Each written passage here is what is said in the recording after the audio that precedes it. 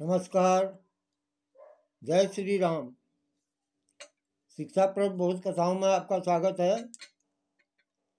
शिक्षाप्रद बोध कथाओं में हम रोजाना अलग अलग छोटी छोटी बोध कथाएं आपको सुनाते हैं, श्रवण कराते हैं, जो शिक्षाप्रद, लाभप्रद और जीवन को संवारने की शिक्षा देते हैं। छोटे बच्चों के लिए और बड़े बच्चों के लिए, आपके लिए भी शिक्षाप्रद होती हैं। इसी क्रम में आज की जो बोध कथा है उसका शीर्षक है संघर्ष में छिपा रहस्य। संघर्ष में छिपा रहस्य।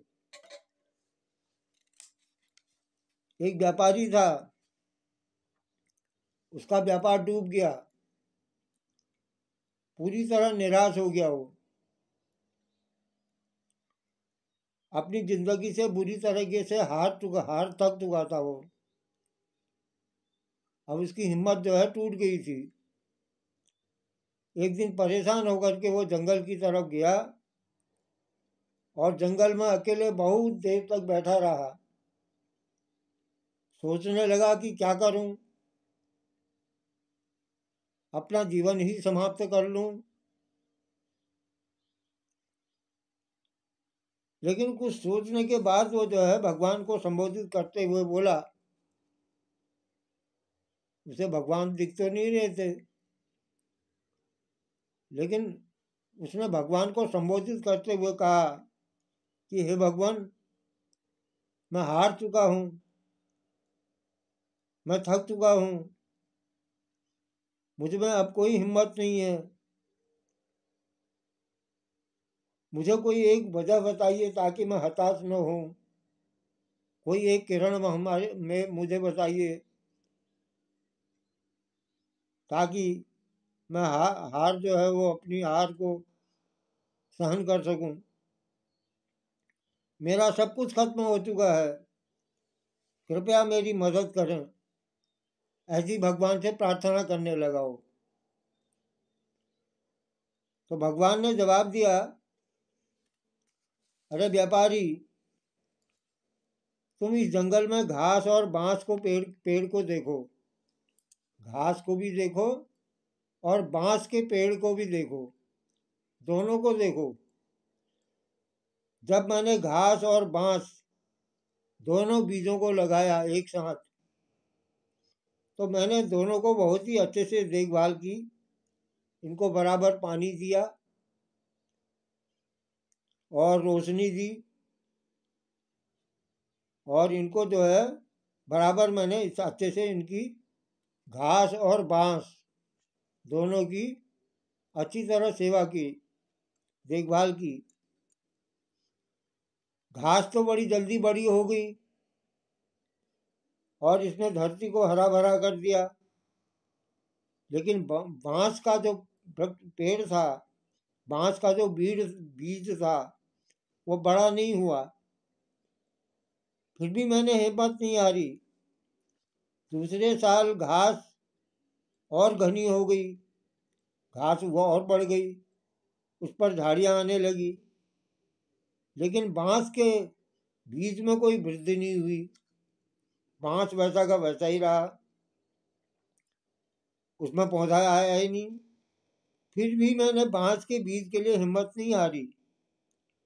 तीसरे साल भी बांस के बीज में कोई वृद्धि नहीं हुई, लेकिन मैंने हिम्मत नहीं हारी। चौथे साल भी बांस के बीज में कोई वृद्धि नहीं हुई, लेकिन फिर भी मैं लगा रहा। बांस को भी और घास को भी, दोनों की वृद्धि के लिए मैं प्रयत्नशील रहा।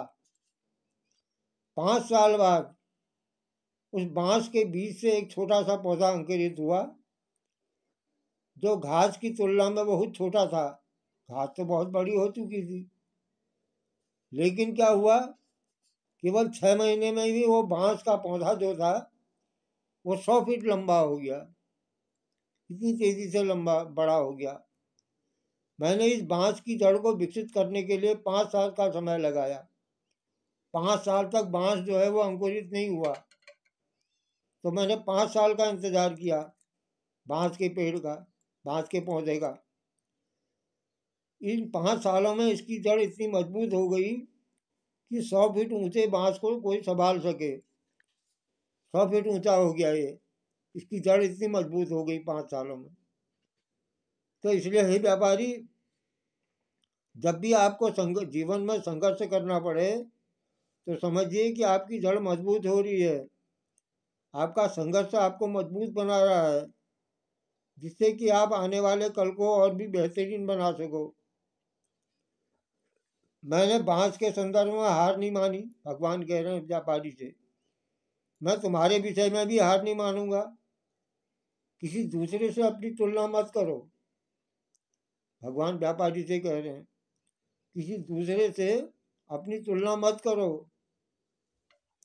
घास और बांस दोनों के बड़े होने का समय अलग अलग होता है। घास जल्दी हो जाती है, बांस देर में होता है। दोनों का उद्देश्य भी अलग अलग है। तुम्हारा भी समय आएगा, तुम भी एक दिन बांस के पेड़ की तरह आसमान को छूओगे। मैंने हिम्मत नहीं हारी, तुम भी हिम्मत मत हारो। अपनी जिंदगी से मत घबराओ। हमारी सफलता की जड़ों को मजबूत करेगा। तो यही संघर्ष जो है ये सफलता की जड़ों को मजबूत करेगा। भगवान ने व्यापारी को इस प्रकार समझाया।